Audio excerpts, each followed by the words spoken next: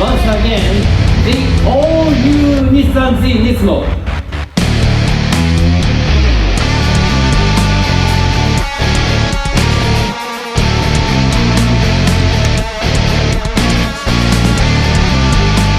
You know, I think there was something in the air or in the water in the 1960s. Porsche came out with the 911 in the 1960s. Ford came out with the Mustang in the 1960s. And Nissan came out with the Z in the 1960s. Truly a golden year for sports cars. Anyway, focusing on the Z, this is the latest. We just call it the Z technically.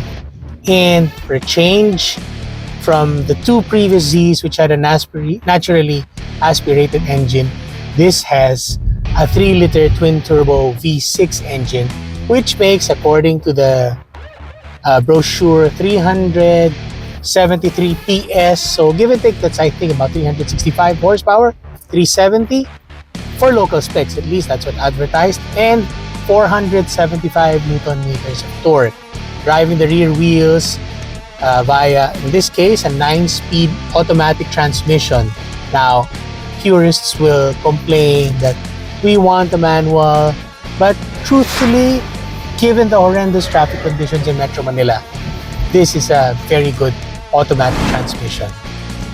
When you think of Nissan flagship sports cars, the GTR, especially since it was launched in the Philippines a few years ago and is still available from the dealerships, is what comes to mind.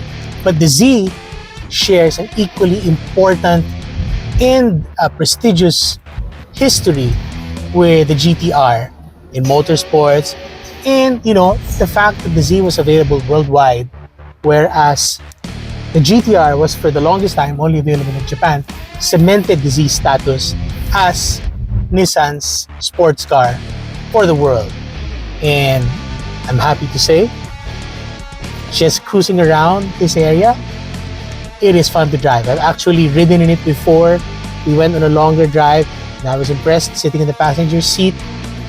Behind the driver's seat, I'm even more impressed. You see, I love the GTR, but the problem with the GTR is because of how it moves, it feels a bit unnatural. Many testers have also observed the same thing. It moves with, you know, literally electric acceleration. It just moves so sudden. This Z feels far more analog. It feels more natural, just how you would want a sports car to be. It's not just about the outright speed. It's not just about power.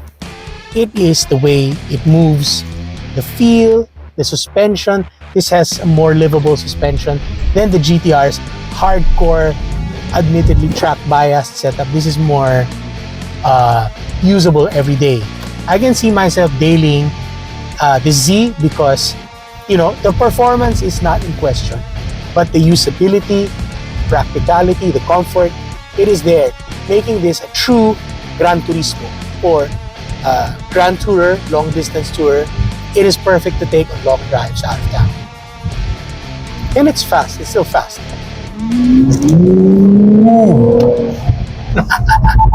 Short burst right there, just to make me feel the power.